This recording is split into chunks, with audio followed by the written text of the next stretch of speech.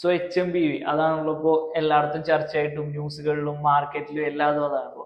അപ്പോൾ ആ ഒരു ടൈമിൽ ഈ ഒരു സിനാരിയോ സ്റ്റാർട്ട് ചെയ്ത ടൈമിൽ വേറൊരു മാർക്കറ്റിനെയും കൂടുതലായിട്ട് അഫക്ട് ചെയ്യുക അല്ലെങ്കിൽ വലിയ രീതിയിലുള്ള ഇമ്പാക്ട് ഉണ്ടാക്കുകയൊന്നും ചെയ്തില്ല. പക്ഷെ നമ്മളെ മാർക്കറ്റിനെ അത് വലിയ രീതിയിൽ അഫക്ട് ചെയ്തു. അങ്ങനെ രീതിയിലുള്ളൊരു ഫോൾ അല്ലെങ്കിൽ ആ ഒരു ഡൗൺ മൂവ്മെന്റ് ആണ് കണ്ടത്. അപ്പൊ അതിന്റെ ഒരു കാരണം എന്താന്നുള്ളതൊന്ന് അറിയാവോ? ശരിക്ക് നമ്മളെ മാർക്കറ്റിനെ ഡൊമിനേറ്റ് ചെയ്യുന്നത് ഏറ്റവും കൂടുതൽ റീറ്റെയിലേഴ്സ് ആണ്.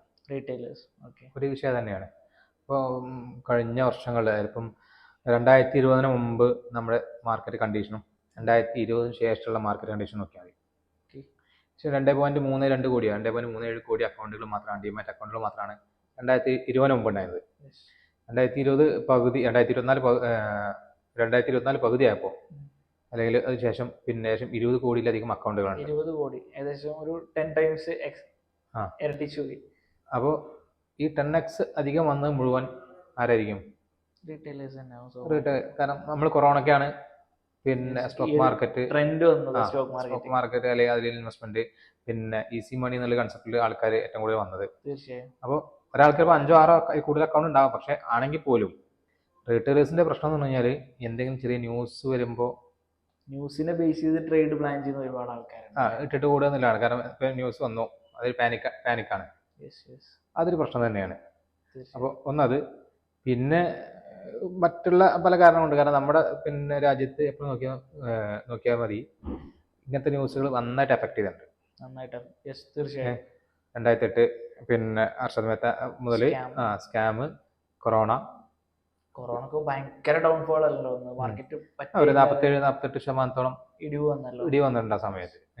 പക്ഷെ അർഷദ് മേത്ത സ്കാമിന്റെ സമയത്താണോ 2008 ലീമാൻ കൊളാപ്സിന് 67% വന്നിട്ടുണ്ട്. 67%. ഏകദേശം പകുതിയിൽ കൂടുതൽ മാർക്കറ്റ് ഡൗൺ വന്നിട്ടുണ്ട്. അപ്പോൾ ഓട്ടോമാറ്റിക്കായിട്ട് പിന്നെ ഒരു ന്യൂസ് വരുമ്പോൾ ഫസ്റ്റത്തെ ദിവസം അത് എന്ത് ചെയ്യും? ആൾക്കാരെ പാനിക്കായിട്ട് അതിനത് റിയാക്ട് ചെയ്യും. മാറി നിൽക്കുന്ന, അതായത് ഉള്ളത് സെല്ല് ചെയ്താണ് മാറിക്കുന്ന ഒരു സിനാരിയോ. അത് ഒരു കാരണം. അതായത് ഇപ്പം ഫസ്റ്റ് ദിവസം ഒരു ന്യൂസ് വന്നു, അതിനെതിരെ റിയാക്ട് ചെയ്യുക എന്നുള്ളത് സ്വാഭാവികമാണ്. പിന്നെ ഇപ്രാവശ്യം ഓൾറെഡി എന്തുണ്ട്, നമ്മുടെ നിഫ്റ്റിയുടെ ലോഡ് സൈസ് കൂടി, അതേപോലെ കുറച്ച് കാരണങ്ങൾ മറ്റുള്ള കാരണങ്ങൾ ഉണ്ടായതുകൊണ്ട് എന്ത് ചെയ്യും? ഓൾറെഡി 35-40% ആൾക്കാർ കുറവാണ്, മാറി നിൽക്കുന്നുണ്ട് ഈ ഒരു ലോഡ് സൈസ് കൂടിയോണ്ട് തന്നെ.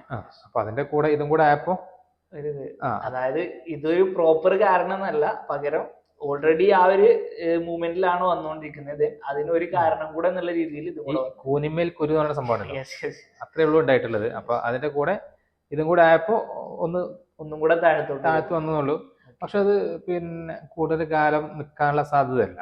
ഓൾറെഡി നമുക്കിപ്പോ കൊറോണ വന്നാണ്ട് ആ ഒരു എക്സ്പീരിയൻസ് 2 വർഷത്തെ എല്ലാവർക്കും ഉണ്ടാവുകൊണ്ട് കൂടുതൽ ആ ഒരു സ്റ്റേജിലേക്ക് പോകാനുള്ള ചാൻസ് കുറവായിരിക്കും അല്ലേ? ഇല്ല, അങ്ങനെ പോകില്ല. കാരണം വെച്ചാൽ മാർക്കറ്റ് പറയാം ഫസ്റ്റ് ടൈം റിയാക്ട് ചെയ്യും, അത് കഴിഞ്ഞാൽ പിന്നെ അത് റിയാക്ട് ചെയ്യില്ല. HMP പിന്നെ റിപ്പോർട്ട് ചെയ്തു, ബാംഗ്ലൂർ റിപ്പോർട്ട് ചെയ്തു, ചെന്നൈ റിപ്പോർട്ട് ചെയ്തു, ചെന്നൈ റിപ്പോർട്ട് ചെയ്തു, അതൊക്കെ റിക്കവറി ആയി എന്നും പറഞ്ഞു. പക്ഷെ ഇനി അതുകൊണ്ടൊന്നുമില്ല, മാർക്കറ്റ് ഇമ്പാക്ട് ഉണ്ടാക്കില്ല. അങ്ങനെയാണ് വരുന്നത്. സോ ന്യൂസ് ചാനൽസ് ഈ ഒരു സിനാരിയോനെ, അതായത് ഇങ്ങനെ ഒരു വൈറസ് വരുന്നു എന്നുള്ളത് കൊറോണ വന്ന ടൈമിൽ ഭയങ്കര ഹൈപ്പ് കൊടുത്തിട്ടുണ്ടായിരുന്നു. ചൈനയിൽ ഇങ്ങനെ ഒരു സംഭവം വന്നു, അതുപോലെ തന്നെ ലോകത്ത് മൊത്തം അഫക്ട് ചെയ്യും എന്നുള്ള രീതിയിൽ ഹൈപ്പ് കൊടുത്തിട്ടുണ്ടായിരുന്നു. അങ്ങനെ തന്നെ സംഭവിച്ചു, അത് വേറെ. ദെൻ ഈ ഒരു വൈറസ് വരുന്ന ടൈമിലും കൂടുതൽ ന്യൂസ് എന്ന് പറയുമ്പോൾ ആ ചാനൽസ് കൂടുതലായിട്ട് ഇതിന് ഹൈപ്പ് കൊടുക്കുക, അത്രത്തോളം ഇമ്പോർട്ടൻസ് ഇല്ലാത്ത ഈ ഒരു ന്യൂസിനെ ഭയങ്കരമായിട്ട് ഹൈപ്പ് കൊടുക്കുക. ഇത് വീണ്ടും കൊറോണ പോലെ ആവാൻ പോകുന്നു എന്ന് പറഞ്ഞുകൊണ്ട് എല്ലാവരെയും ഭീതിപ്പെടുത്തുന്ന രീതിയിൽ. ഇപ്പൊ നോർമലി നമ്മൾ റീൽസിലൊക്കെ കണ്ടിട്ടുണ്ടായിരുന്നു, ചൈനയിൽ വർക്ക് ചെയ്യുന്ന ആൾക്കാർ, മലയാളീസ് തന്നെ, ഇവിടെ പ്രത്യേകിച്ച് ഒന്നും നടക്കുന്നില്ല, ഇവിടെ കൊറോണ പോലെ എങ്ങനെ പ്രശ്നങ്ങളോ കാര്യങ്ങളോ ഒന്നും ഇല്ല എന്നുള്ളത് റീൽസിലൊക്കെ പറയുന്നുണ്ടായിരുന്നു. പക്ഷെ നമ്മളെ ന്യൂസ് ചാനൽസ് ഒരുപാട് ഇത് കൊട്ടിപ്പാടുന്ന കണ്ടിരുന്നു. അപ്പൊ ആ ഒരു ന്യൂസുകൾ ഭയങ്കരമായിട്ട് ഈ ഒരു ട്രെൻഡ് മാറുന്നതിനെ ഇമ്പാക്ട് ചെയ്തിട്ടുണ്ടെന്ന് തോന്നുന്നുണ്ടോ? ഒരുവിധം ന്യൂസുകളാണ് റീറ്റെയിലേഴ്സിനെ പാനിക്കാക്കുന്നത്. എന്താണെങ്കിലും ഇപ്പം ഒരു പുതിയ വാർത്ത നമ്മൾ കേട്ട് കഴിഞ്ഞാൽ അത് എന്താണ്, അത് എങ്ങനെ മാർക്കറ്റിനെ റിയാക്ട് ചെയ്യും, അല്ലെങ്കിൽ മാർക്കറ്റ് അതിനെ എങ്ങനെ എടുക്കും എന്നുള്ളത് അറിയാനുള്ള ക്യൂരിയോസിറ്റി എല്ലാവർക്കും ഉണ്ടാവും. ഞാനാണെങ്കിലും അങ്ങനെ ഉണ്ടാവും. അപ്പോൾ പിന്നെ ഫസ്റ്റ് ദിവസം എന്തായാലും റിസ്ക് എടുക്കാൻ താല്പര്യമില്ലാത്ത ആൾക്കാർ, അല്ലെങ്കിൽ മാർക്കറ്റിൽ ട്രേഡ് ചെയ്ത് കൂടുതൽ കാലത്തെ എക്സ്പീരിയൻസ് ഇല്ലാത്ത ആൾക്കാർ മാറി നിൽക്കും. അല്ലാത്തവരും എന്ത് ചെയ്യും? പെട്ടെന്ന് പാനിക്കായിട്ട് അവരുടെ കയ്യിലുള്ള സ്റ്റോക്ക് ഏതൊക്കെയാണെന്ന് വെച്ചാൽ അത് വിറ്റ് ഒഴിവാക്കും. അതിനൊരു കാരണം നോക്കുന്ന വെച്ചാൽ കഴിഞ്ഞ വർഷം അല്ലെങ്കിൽ ഇതിനു മുമ്പ് കൊറോണ സമയത്ത് മാർക്കറ്റ് നന്നായിട്ട് അടിച്ചിട്ടുണ്ട്. ഏകദേശം നല്ല രീതിയിൽ ഫോളോ ആ. ചെയ്തിട്ടുണ്ടായിരുന്നു. അപ്പോൾ ആ ഒരു ഇത് മുന്നിലുണ്ട്. അപ്പം അതേപോലെ താഴെ വന്നാൽ ഡിസ്കൗണ്ട് പ്രൈസിൽ വാങ്ങാം എന്നുള്ളൊരു കാഴ്ചപ്പാടുണ്ടാവും. ഇപ്പൊ സെല് ചെയ്താൽ അത്രയും എമൗണ്ടിനും കൂടെ റേറ്റ് ഇതാകുമ്പോൾ വാങ്ങിയെടുക്കാം. മേടിക്കുന്നത്. പിന്നെ ചിലപ്പോൾ ലാഭത്തിൽ നിൽക്കുന്ന പൊസിഷൻസ് ആവും, ചിലപ്പോൾ ലോസിലാവും. ലാഭത്തിൽ നിൽക്കുന്ന ആൾക്കാർ അത് ആ ലാഭം കളയണ്ടല്ലോ എന്നുള്ളൊരു മൈൻഡ് സെറ്റിൽ ആൾക്കാരുണ്ടാവും. നഷ്ടത്തിൽ നിൽക്കുന്ന ആൾക്കാർ ഓൾറെഡി നഷ്ടത്തിലാണ്, ഇനി കൂട്ടണ്ട എന്നുള്ള കൺസെപ്റ്റിൽ നിൽക്കുന്ന ആൾക്കാരുണ്ടാവും. അപ്പൊ എല്ലാം കൊണ്ടും ന്യൂസുകൾ ഭയങ്കരമായിട്ട് ഇമ്പാക്ട് ഉണ്ടാക്കുന്നതാണ്. നമ്മുടെ മാർക്കറ്റിൽ റീറ്റെയിലേഴ്സ് കൂടുതലായതുകൊണ്ട് തന്നെ മാർക്കറ്റിന് അത് ഭയങ്കര രീതിയിൽ അഫക്ട് ചെയ്യുന്നു. ഇനി രണ്ടാമത്തെ കാര്യമുണ്ട്, ഇപ്പം ചൈന മാർക്കറ്റിനെ അത് എഫക്ട് ചെയ്തിട്ടില്ല. അതിന്റെ ഒരു റീസൺ എന്ന് പറയുന്നത്, റീസൺ എന്ന് പറഞ്ഞാൽ അവിടെ ഗവൺമെന്റിന്റെ കൺട്രോളിലാണ് ശരിക്കും സ്റ്റോക്ക് മാർക്കറ്റ് വേണ്ടത്. ഗവൺമെന്റിന്റെ അണ്ടറിലാണ് ഒന്ന്. അപ്പം അതൊരു 10% കൂടുതൽ ഒരു ദിവസം അപ്പോ ഡൗൺ ഉണ്ടാവാൻ സമ്മതിക്കൂല. ലിമിറ്റ് ഉണ്ട്. ചൈന മാർക്കറ്റിൽ ശരിക്കും ഒരു ദിവസം അപ്പർ സർക്യൂട്ട് അല്ലെങ്കിൽ ലോവർ സർക്യൂട്ട് എന്ന് പറഞ്ഞ ലിമിറ്റ് ഉണ്ട്. അത് 10% ഉള്ളൂ, മാക്സിമം 10% ഉള്ളൂ. ആ 10% എന്തായി പോവില്ല. പിന്നെ ഗവൺമെന്റിന് ഒരു വിധം കമ്പനികൾ അല്ലെങ്കിൽ പിന്നെ മേജർ പാർട്ടും ഗവൺമെന്റ് ഓൺഡ് കമ്പനീസ് ആണ് ഏറ്റവും കൂടുതലുള്ളത്. നമ്മുടെ ഏകദേശം മുഴുവൻ കമ്പനികളും ഏകദേശം പ്രൈവറ്റ് കമ്പനീസ് ആണല്ലോ. ഏകദേശം എന്ന് പറയാം, പക്ഷെ എന്നാലും അങ്ങനെയല്ല. പക്ഷെ അവിടെ ഒരുവിധം അങ്ങനെയാണ്. അപ്പൊ അവിടെ പിന്നെ അവർ ലാഭം ഉണ്ടാക്കി കൊടുക്കുന്നല്ല അവരുടെ ഉദ്ദേശം, ഇൻവെസ്റ്റേഴ്സിന്റെ പൈസ പ്രൊട്ടക്ട് ചെയ്യാന്നുള്ളതാണ്. അമിതമായ ലാഭമില്ല, എന്നാ വലിയ നഷ്ടം ഇല്ല. അപ്പൊ അതൊക്കെ എന്താ വെച്ചാൽ അവിടെ സ്റ്റേബിൾ ആയിട്ട് നിൽക്കാനുള്ള ഒരു കാരണമാണ്. പിന്നെ കൊറോണ ശരിക്കും വന്നത് അവിടെയാണ്, സ്വാഭാവികമായിട്ട് തുടങ്ങിയത് അവിടെയാണ്. അപ്പോൾ അത് എങ്ങനെ അവരെ ഗവൺമെന്റ് പിന്നെ നേരിട്ടു എന്നുള്ളതും എന്താണ് അതിന് ആഫ്റ്റർ എഫക്ട് എന്നുള്ളതും അവർക്ക് നന്നായിട്ട് അറിയാം. തീർച്ചയായും നമുക്കതല്ല സ്ഥിതി. നമ്മൾ ഒരു പിന്നെ ഗവൺമെന്റ് ഭരണത്തിരിക്കുന്ന സമയത്ത് നമ്മൾ ഇപ്പുറത്തേക്ക് ആൾക്കാർ അവരെ ബ്ലെയിം ചെയ്യും. ആ ഒരു ബ്ലെയിമിങ് മാത്രമാണ് നടക്കുന്നത്. അപ്പൊ അങ്ങനെയുള്ള പ്രശ്നങ്ങൾ കുറെ ഉണ്ട്, ചിന്താഗതിയിൽ മാറ്റമുണ്ട്. അതൊക്കെ തന്നെയാണ്. പൊതുവെ ന്യൂസുകളൊന്നും അവരറിയാതെ പുറത്തു പോകാറില്ലല്ലോ. അതായത് ഇപ്പൊ അവിടെ നടക്കുന്ന കാര്യങ്ങളൊക്കെ ഗവൺമെന്റ് ആയിട്ട് പറയുമ്പോഴല്ലേ നമ്മൾ അറിയുന്നുള്ളൂ. ഇന്ത്യയിൽ അങ്ങനെയല്ലല്ലോ. ഇതിൽ വേറൊരു കാര്യമുണ്ട്. ഇപ്പൊ ന്യൂസുകൾ നന്നായിട്ട് എഫക്ട് ചെയ്യുന്ന പറയാൻ കാരണം വെച്ചാല് ഇപ്പം കുറച്ച് ദിവസമായിട്ട് ഇപ്പം നമ്മുടെ നാട്ടില് ലോക്കലി നടക്കുന്ന ഒരു വിഷയമാണ് പുലിനെ അവിടെ കണ്ടു ഇവിടെ കണ്ടു എന്നൊക്കെ. ഇപ്പൊ ഞാൻ 2 ദിവസം മുമ്പ് കണ്ടു, പിന്നെ ഒരു ഭാഗത്ത് കണ്ടു എന്നുള്ളത്. ഇപ്പൊ ഇന്നലെ കണ്ടു വേറൊരു ഭാഗത്ത് കണ്ടു എന്നുള്ളത്. അപ്പോൾ ഓട്ടോമാറ്റിക്കായിട്ടും ഇപ്പം ഇന്നലെ കണ്ട ഭാഗത്ത് ഒരുപാട് മലയോര മേഖല സ്ഥലമാണ്. ഇനി രാത്രി അത് കൂടെ ഒരാൾ ബൈക്കിൽ സ്കൂട്ടറിൽ പോകുന്ന സമയത്ത് ആൾക്ക് ഓട്ടോമാറ്റിക്കലി പേടി ഉണ്ടാവും. സ്വാഭാവികമായിട്ട് അവിടെ എത്തുമ്പോൾ ഒരു പേടി എന്തായാലും ഉണ്ടാവും. കണ്ട ഭാഗത്തോ അല്ലെങ്കിൽ ഒഴിഞ്ഞ ഏരിയയിലൊക്കെ എത്തുമ്പോൾ ഒരു പേടി ഉണ്ടാവും. ആ ന്യൂസ് അങ്ങനെ ഇല്ല, അവിടെ പുലി ഉണ്ടെങ്കിൽ തന്നെ ഒരു പ്രശ്നമില്ല, കാരണം ആൾക്കറിയില്ല. ഇതന്നെയാണ് മാർക്കറ്റിൽ നടക്കുന്നത്. ഓവർ ടെൻസ്ഡ് ആവാണ് ആൾക്കാർ. മാർക്കറ്റിൽ ന്യൂസ് ചാനൽസ് അങ്ങനെ ആക്കി തീർക്കും. അതിന് ഉദാഹരണമാണല്ലോ ഇപ്പം നമ്മൾ കാണുന്ന ന്യൂസുകളൊക്കെ ചർച്ചകള്. എന്തെങ്കിലും ഒരു ന്യൂസ് കിട്ടിയാൽ എത്രത്തോളം വാല്യൂ ഉണ്ടെന്നുള്ളത് ചിന്തിക്കേണ്ട കാര്യം ഇല്ല. അടുത്ത ഒരു ന്യൂസ് എന്ന് കിട്ടുന്നോ അതുവരെ ഇതായിരിക്കും ഫോക്കസ്. അതാണ് പ്രശ്നം, വേറെ കുഴപ്പമൊന്നുമില്ല. ഇപ്പോ ഈ ഒരു സിനാരിയോ, ഇപ്പോൾ ഈ ഒരു വൈറസ് സ്റ്റാർട്ട് ചെയ്തു, ഇതിനിപ്പോ ആ ഒരു കൊറോണ ആ ഒരു റേഞ്ചിലേക്ക് പോവുകയാണെന്നുണ്ടെങ്കിൽ അത് നമ്മുടെ മാർക്കറ്റിനെ ഏത് രീതിയിൽ അഫക്ട് ചെയ്യാനാണ് ചാൻസ്?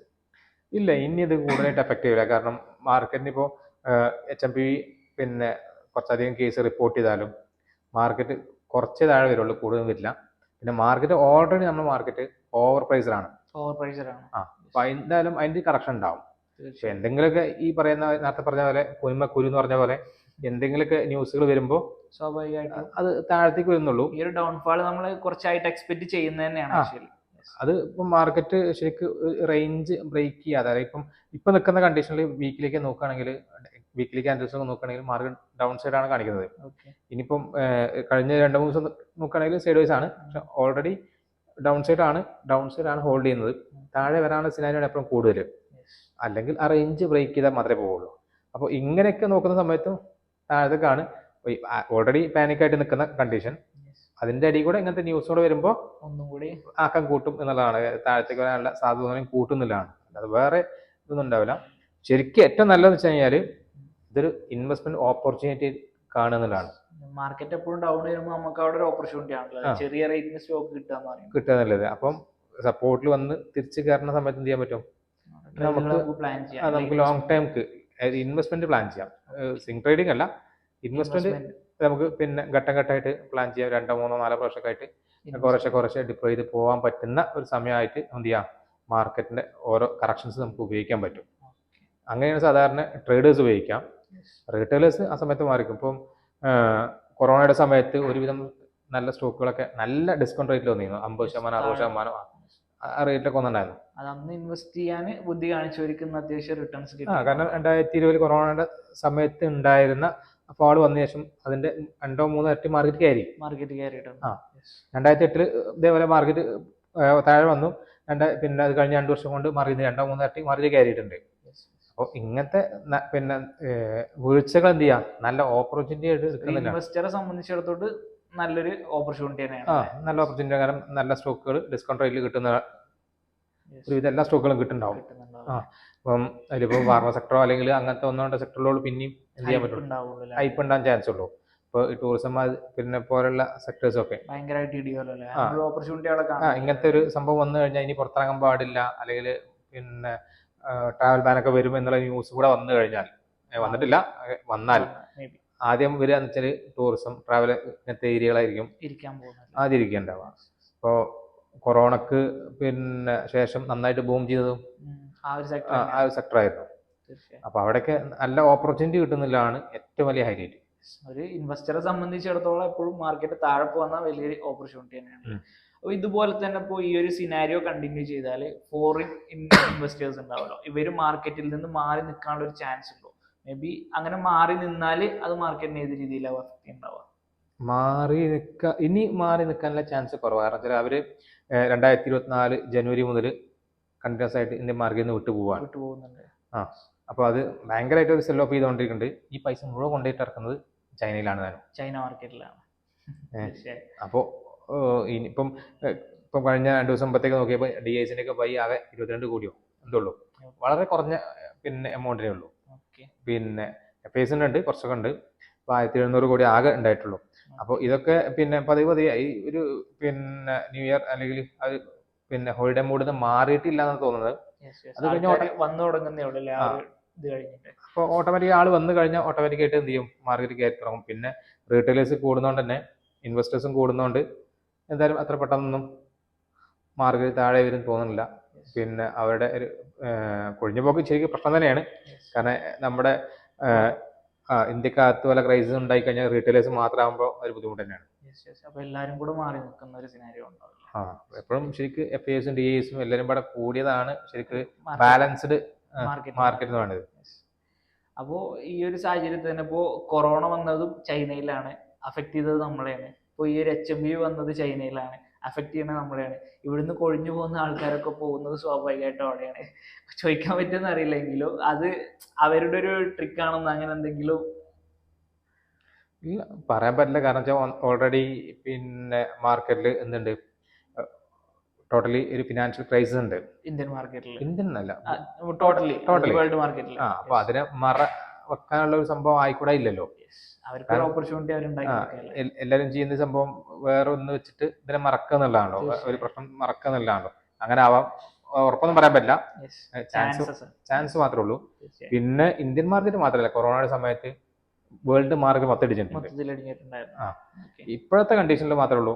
പിന്നെ അത് ഒരു ദിവസം മാത്രമേ ഉള്ളൂ, വലിയ ഇതൊന്നുമില്ലല്ലോ. ഞാൻ ഒരു ദിവസം ഇടിച്ചു, പിന്നെ ഇന്നലെ ഒന്നും കുഴപ്പമില്ല എന്നുള്ള സ്വാഭാവികമായിട്ട് അത് കുറച്ച് കഴിയുമ്പോൾ റിക്കവർ ചെയ്യാനുള്ള പിന്നെ സാധ്യത ഉണ്ട്. പിന്നെ ഇപ്പോൾ ഇമ്പാക്ട് ചെയ്യാന്ന് പറഞ്ഞു കഴിഞ്ഞാൽ പിന്നെ പുതിയ ഡാം ചൈനയിൽ നിർമ്മിച്ചുകൊണ്ടിരിക്കുന്ന ഡാം, അത് ശരിക്കും ഇന്ത്യക്ക് നെഗറ്റീവ് അല്ലേ? തീർച്ചയായും. കാരണം 13,600 കോടി 13,700 കോടിക്ക് വെച്ചിട്ട് അവര് ചെയ്യുന്ന സമയത്ത് നമ്മുടെ ഒട്ടുമിക്ക സംസ്ഥാനങ്ങൾക്കും വരുന്ന വെള്ളം എന്തായി തടസ്സപ്പെടും സ്വാഭാവികമായിട്ടും. അപ്പൊ അത് അവർക്ക് ഇന്ത്യയെ കൺട്രോൾ ചെയ്യാനുള്ള വഴിയായിട്ട് ഞാൻ കാണുന്നുള്ളൂ. തീർച്ചയായും ലോകത്തെ തന്നെ ഏറ്റവും വലിയ ഡാം എന്ന് പറഞ്ഞത്. അപ്പൊ അത് ശരിക്കും എന്താ വെച്ചാല് പിന്നെ ആ ഡാം പൊട്ടിയെന്ന് ആലോചിക്കുക, അഫക്ട് ചെയ്യാൻ നമ്മൾ തന്നെയാണല്ലോ. അവർക്ക് പ്രത്യേകിച്ച് പ്രശ്നങ്ങളൊന്നും കാര്യമായിട്ട് അഫക്ട് ചെയ്യില്ല, ഏറ്റവും കൂടുതൽ നമുക്ക് തന്നെ ബുദ്ധിമുട്ട്. ഇനി അത് പിന്നെ അവർ കെട്ടി നിർത്തി കഴിഞ്ഞാൽ ആ ഭാഗത്ത് കൃഷി ചെയ്യുന്ന ആൾക്കാരുടെ അവസ്ഥ എന്തായിരിക്കും, വെള്ളത്തിന് എന്ത് ചെയ്യും? തീർച്ചയായും അതും വലിയ പ്രശ്നം തന്നെയാണ്. അവർക്ക് ടോട്ടലി നമ്മൾ ആ ഒരു എക്കണോമിയെ തന്നെ കൺട്രോൾ ചെയ്യാൻ പറ്റുന്ന രീതിയിലേക്ക് എത്താനുള്ള ചാൻസ് ഉണ്ടല്ലേ? അങ്ങനെയുള്ള പ്രശ്നങ്ങൾ വേറെ ഉണ്ട്. ഇതെല്ലാം ഫോറിൻ ഇൻവെസ്റ്റേഴ്സ് സ്വാഭാവികമായിട്ട് ഇതെല്ലാം നോക്കിയതിന് ശേഷമാണല്ലോ. അല്ല, ഈ ഒരു പ്ലാനൊക്കെ അനൗൺസ് ചെയ്തത്. ഫോറിൻ ഇൻവെസ്റ്റേഴ്സ് അങ്ങോട്ട് പോകാനുള്ള കാരണം അതൊന്നല്ല, 2008 ശേഷം, അതായത് ലീമാൻ കൊളാപ്സിന് ശേഷം നമ്മുടെ മാർക്കറ്റ് പിന്നെ 3-4 ഇരട്ടി കയറി. യെസ്. ചൈന മാർക്കറ്റ് അത്ര വന്നിട്ടില്ല, ആകെ 1x കയറിയിട്ടുള്ളൂ. 1x കയറിയിട്ടുള്ളൂ. ആ. Okay okay. അപ്പോൾ ഇനി പിന്നെ നമ്മൾ അമേരിക്ക കഴിഞ്ഞാൽ ഏറ്റവും ഓവർ ബോട്ട് ആയിട്ടുള്ള മാർക്കറ്റ് ഇന്ത്യയാണ്, ഇന്ത്യൻ മാർക്കറ്റ്, ഓവർ വാല്യൂഡ് ആയിട്ടുള്ള മാർക്കറ്റ്. അപ്പോൾ ഇനി ചാൻസ് കയറാൻ സാധ്യതയില്ല, അല്ലെങ്കിൽ പൊട്ടൻഷ്യൽ എവിടെയാണോ അവിടെ അവർ കൊണ്ടുപോയി പൈസ ഇൻവെസ്റ്റ് ചെയ്യുള്ളൂ. ഓൾറെഡി നമ്മളെ മാർക്കറ്റ് കൊടുക്കാനുള്ളത് കൊടുത്തു എന്നുള്ളൊരു തോന്നൽ അവർക്ക് വന്നു തുടങ്ങിയിട്ടുണ്ടാവും. സ്വാഭാവികമായിട്ട് കുറച്ചുകൂടി ഓപ്പർച്യൂണിറ്റി അവിടെയാണ് ഉള്ളത്. കൊടുക്കാനത് കൊടുത്തതല്ല, ഇപ്പം നിലവിൽ വലിയ വിലയിലാണ് ട്രേഡ് ചെയ്യുന്നത് എന്നുള്ള കൺസെപ്റ്റ്. ഓവർ വാല്യൂഡ് ആണ്. അപ്പോൾ ഇനി വില കുറഞ്ഞ പിന്നെ രീതിക്ക് കിട്ടുന്ന ഭാഗത്തേക്ക് അവർ സ്വിച്ച് ചെയ്തു എന്നുള്ളത് മാത്രം. തീർച്ചയായും അവർ കുറച്ച് ഫണ്ട് അങ്ങോട്ട് മാറ്റി എന്നുള്ളതാണ്. ശേഷം പിന്നെ 435 ലക്ഷം കോടി നമ്മുടെ BSEയുടെ മാത്രം മാർക്കറ്റ് ക്യാപ്പ് ഉണ്ട്. 435 ലക്ഷം കോടി. അപ്പൊ അതിന്നിപ്പോ ആ ഒരു ഇടിവില് 10 ലക്ഷമോ അല്ലെങ്കിൽ 11 ലക്ഷം കോടിയുടെ മാർക്കറ്റ് ക്യാപ്പാണ് കുറഞ്ഞുണ്ടാവുക. കഴിഞ്ഞ വലിയൊരു മാറ്റമല്ലല്ലോ. അല്ല, അപ്പൊ കഴിഞ്ഞ ഒരു പിന്നെ മിനിഞ്ഞാന്നുണ്ടായ ഇടിവ്, അപ്പൊ അതൊന്നും വലിയൊരു മാറ്റം എന്ന് പറയാൻ പറ്റില്ല. പക്ഷെ കണ്ടിന്യൂസ് ആയിട്ട് ഇടി വരുമ്പോൾ അതൊരു പ്രശ്നം തന്നെയാണ് താനും.